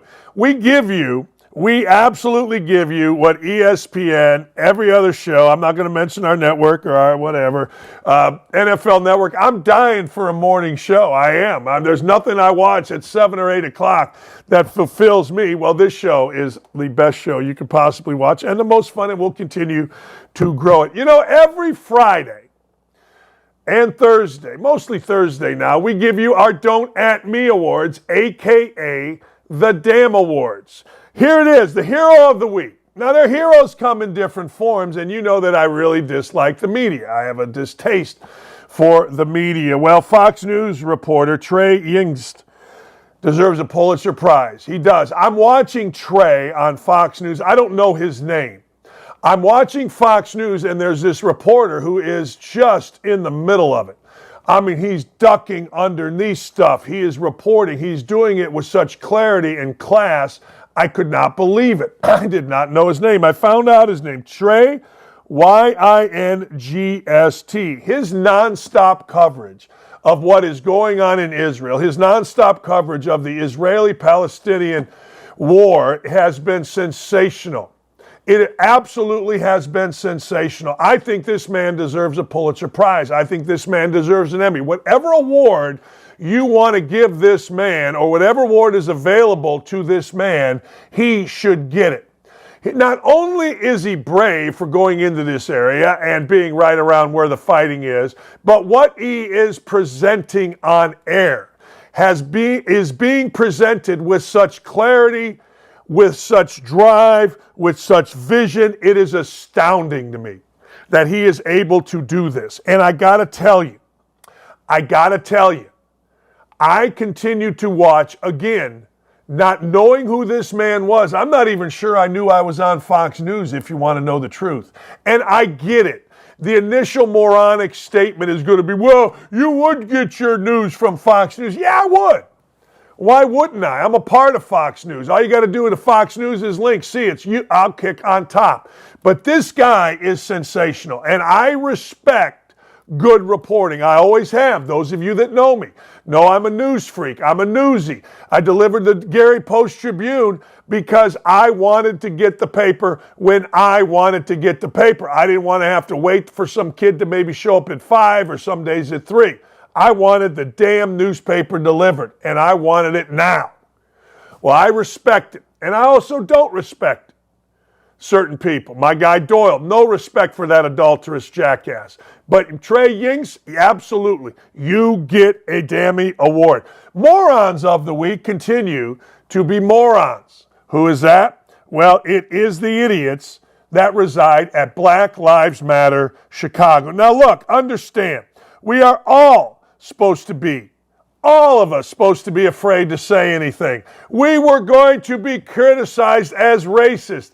That's just a day ending in Y with me now, with some freaky-ass racist, anti-racist dude. It's every day. It's every day.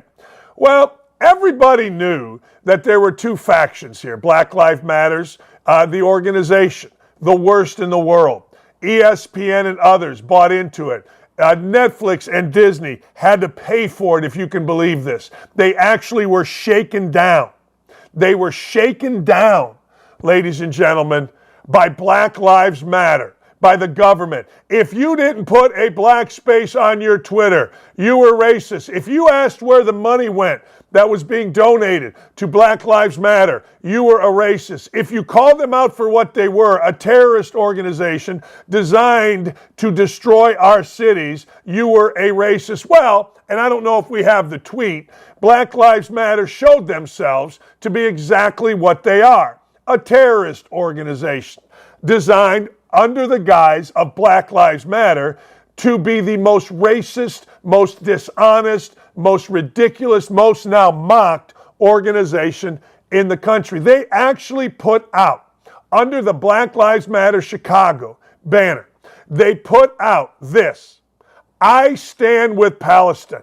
People paratrooping in with the Palestinian flag. Well, what those Palestinians did that were paratrooping in was land in the middle of a music festival and slaughter people. And these dumbasses, these jackasses, support that. Hey, look, everybody has a right to support whom they want. And there are people that support the Palestinians. There are people that support this. But Black Lives Matter, you took the mask off. Now, Black Lives Matter is doubling down. Zionists!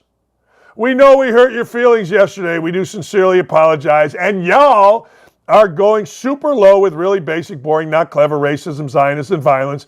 And you're just organizing people for us. Are you missing the more you act up, the more followers you get? Well, my response, more followers, fake name calling, and spinning the narrative does not change the fact that this is a dumbass hate group that exposed itself as such and will only be mocked. The goal of more followers is perfect for such a fraudulent, unorganized, and hateful organization. Boy, I have never written anything more true. And of course, the first thing is a little white dude calling me a Klansman. Good. Call me whatever you would like. Why would I care? Okay, Klan member. And of course, the next is, what do you think about Trump's comment on Hamas? Yeah, okay.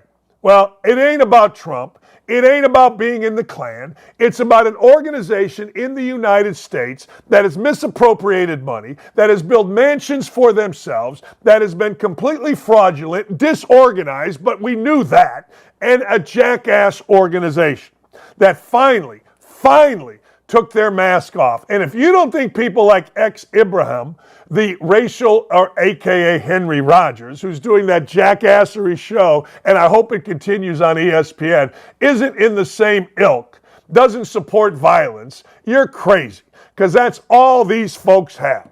They don't have common sense. They don't have compassion. They don't have anything other than being a disorganized mess that steals from people and uses it for their leaders' mansions, and everybody's afraid to call them out. Not me. Kiss my ass. Go to hell. Black Lives Matter, Chicago. Craziest story, and this will continue to be a crazy story, and it's a sad story. We touched on it earlier.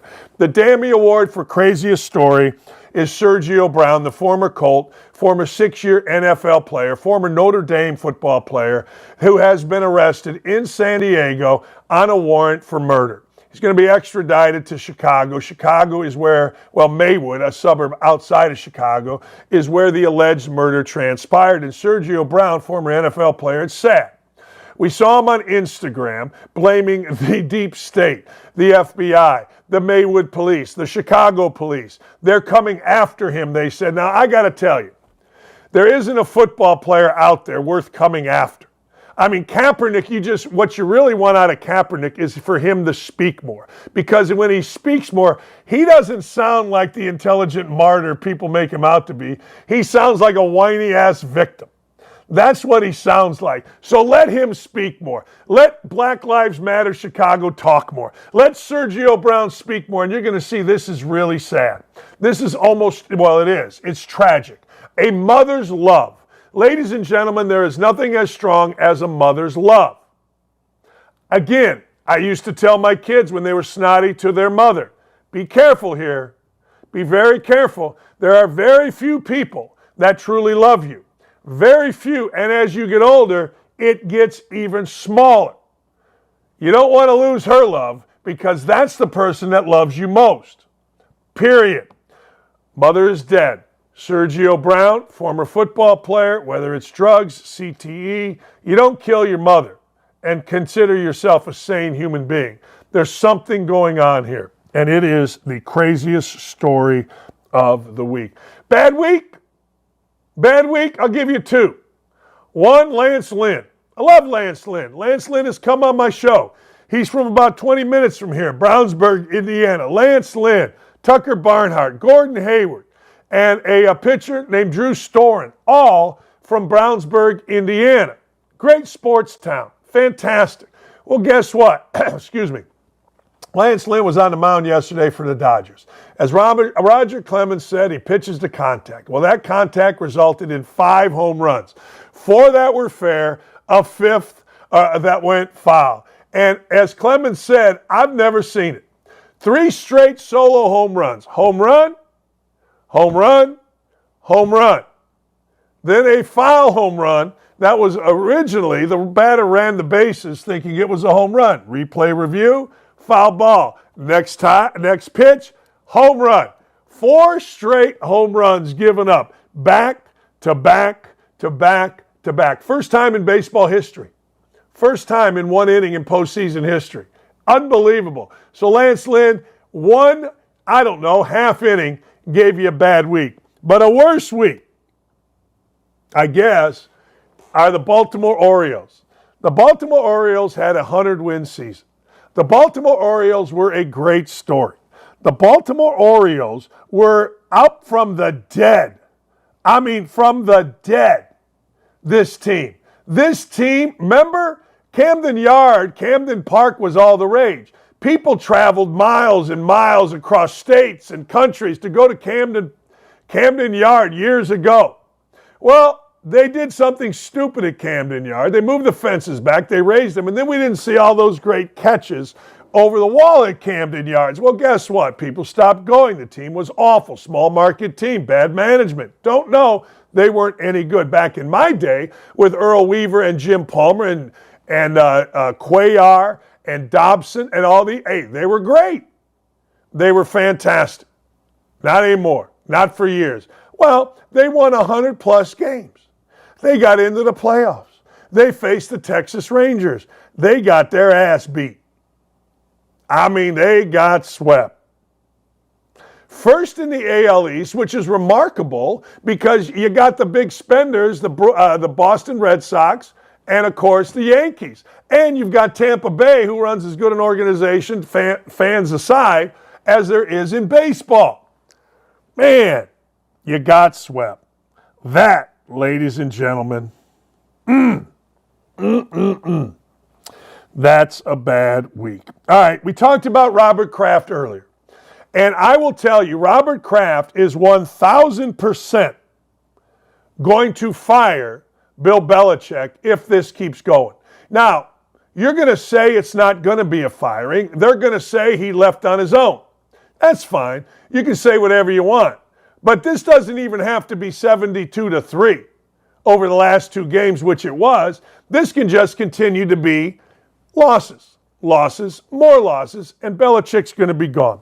Robert Kraft, though, is bigger than his sport. He's bigger than football. Robert Kraft is a Jewish man. Robert Kraft had this to say about Hamas. It's horrible to me a group like Hamas can be respected, and people in the United States of America can be carrying flags or supporting them when they are preaching hate and destruction. We have to fight hate in this country, and part of it is the education. Do people know that Hamas is preaching the eradication of all Jewish people on this earth? Yeah, but what? No. No. Mm-mm. There is no yeah, but. There is not, no. There is none. If you are supporting Hamas, you're evil. You're supporting evil. It's what you're doing. Because that's exactly what Hamas has. Bruce Pearl gave a magnificent history lesson yesterday. He did. Tremendous. If you disagree, you disagree. But to openly support hate and respect hate just shows you're an idiot. And Black Lives Matter, you're idiots. A little lighter subject. People, particularly here at OutKick, we're wondering, Shedeur Sanders, son of Deion Sanders, quarterback of Colorado, has had a great year. I mean, he has been clutch, and when clutch has been needed, he has been a star, maybe the star of college football. Really, if you're going to say who's the breakout star, everybody knew Michael Penix, Bo Nix going into the year. Everybody knew Caleb Williams, but not too many people knew or really respected, coming from Jackson State, Shedeur Sanders. But let's get to the most important stuff. How does Shedeur Sanders not have a watch deal according to his dad? Shedeur Sanders always shows the watch that he has, the watch that he bought, the Rolex, I'm guessing, that he flashes. His dad wants to know, How does he not have a watch deal? The kid should go buy his own watch. Apparently, new study out, he's getting $4.2 million in NIL value. We're on a bigger stage, first of all. All much love to DJ Khalid. He's the one that stamped it. I'd love to see it because it's hilarious to me. He and I joke about it on a daily basis. We've just got to get him a lucrative watch deal. He can't keep doing it for free. We got to capitalize on it. He's my son. We got to capitalize on the moment, right? Yeah. Why not? Absolutely. We need Shedeur Sanders to get a watch deal. I guess. Yeah, it's unfair. Oh, stop it. Just stop it. The NFL is considering a fine to George Kittle. What's George Kittle's crime?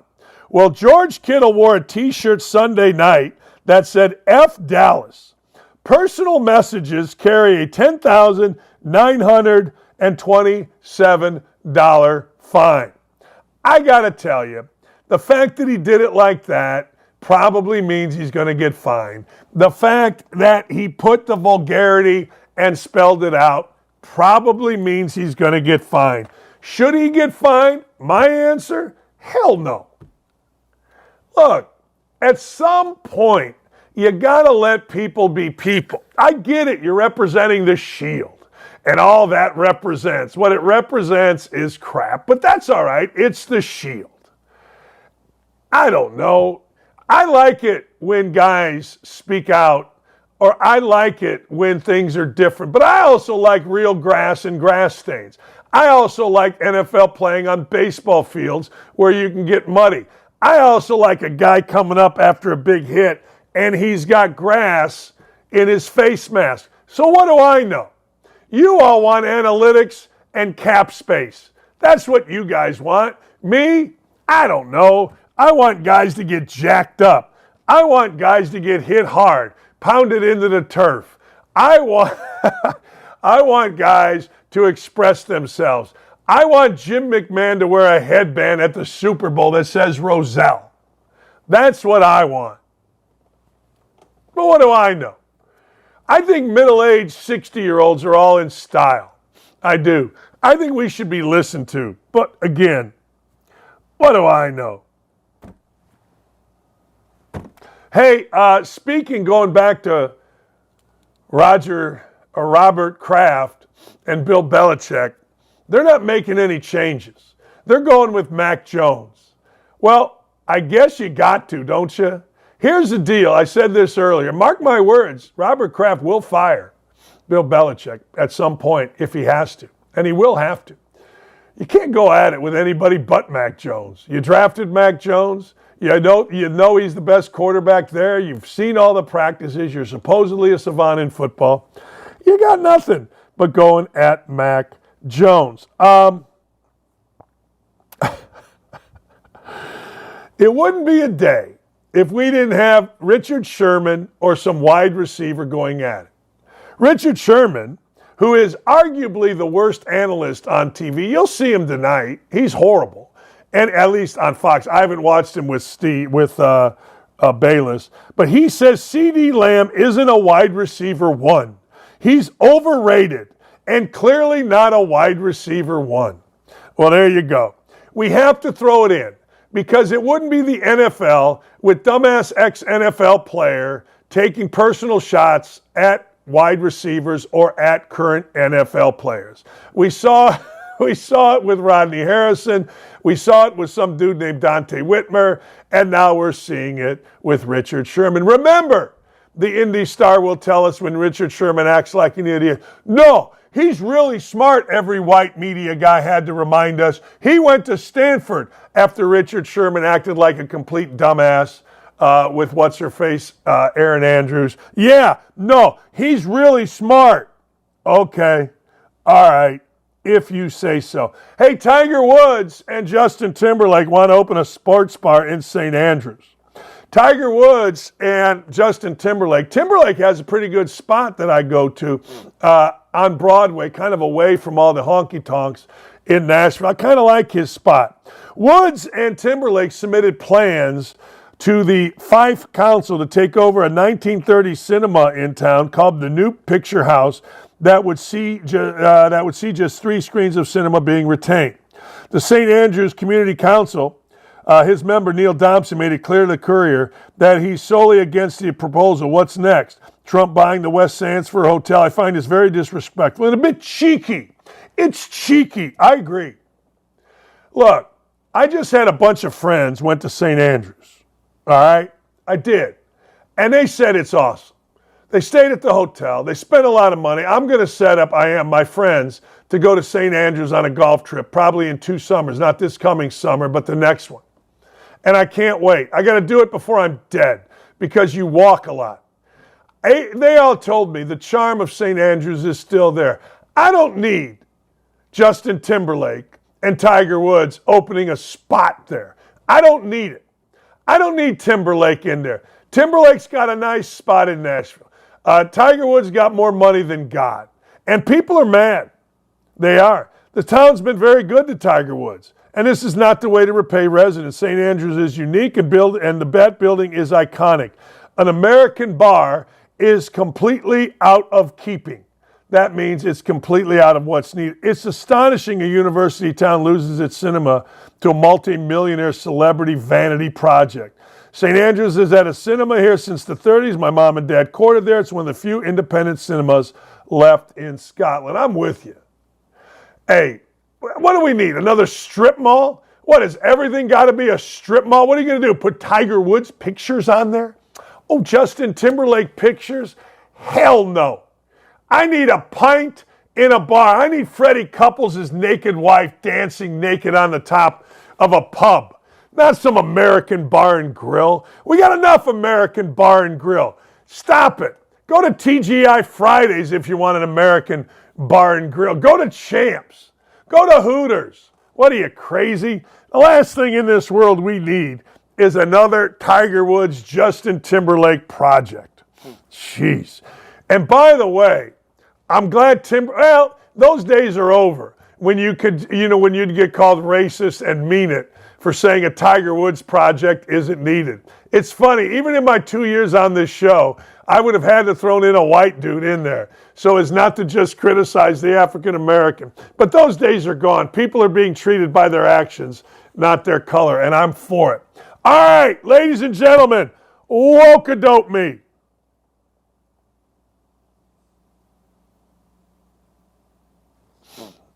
If you vote Democrat, if you won't vote Democrat, I'll flood your country with somebody that will. Boy, have you ever. This is scary now. This is a lot of joking. It's true, though. They're going to let everybody that comes across vote as long as they vote Democrat. They're giving them more money than people that have worked their whole lifetime make off Social Security. But the bigger issue is how many terror cells have been allowed in under this idiot? How many? I guarantee you there's a bunch. A ton of dudes coming in here, military-aged people coming in here. No, I'm telling you, and I'm telling you more. It is, ladies and gentlemen, it is the biggest attack on our country, I believe, since 9/11. What's going in our open borders. Not going to happen today, probably not going to happen tomorrow, but it's coming. You don't let people in undocumented. You don't let military-aged young men in out of prisons at different countries and think something heinous isn't going to happen in our country. Let me ask you a question. How are these people going to live? How are these people going to interact? How are these people going to survive? I'll tell you how. Crime. Sponsored by Iran, sponsored by the enemies of the United States. And if you don't think so, and if you think that's some type of sexist, racist, misogynist, whatever rant, then you're just simply not paying attention. You're not. I don't know what to tell you. You're simply not. Next! A captain's going down. A ship's captain's going down with his sinking ship. Captain Biden goes down with a lifeboat. Not my fault. Nothing is this guy's fault. That's the thing that maybe irritates me Other than policy. Policy irritates me to no end that we leave open borders. We have no idea what we're doing. We're completely inept. But what bothers me on the side of that is it ain't my fault. I didn't do it. The previous administration, how many years do you have to be president before you take the blame for what's going on in our country? How many years? Does it have to be 10? You can only be president for 8.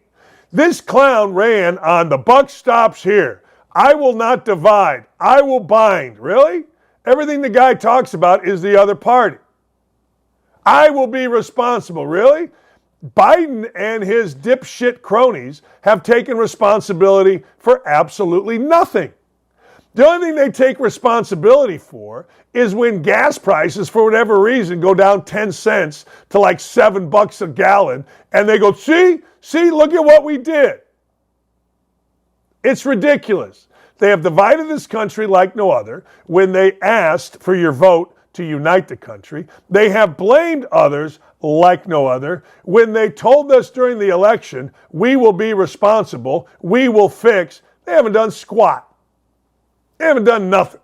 They've made the world more dangerous, our country more dangerous. They've enabled, ladies and gentlemen, they have emboldened criminals. They have corrupted every form of government in every area, including the prosecutor's office here in Indianapolis, and they have been ridiculous. Next! Is there a next? How celebrities look when they advocate for climate change from their private airplane. It is amazing. No, it is amazing. These two idiots are simply doing what everybody else in Hollywood does, and that's be fake. I don't even want to talk about how dumb these two are. And I got to tell you, Mila Kunis, she ain't that hot without the makeup.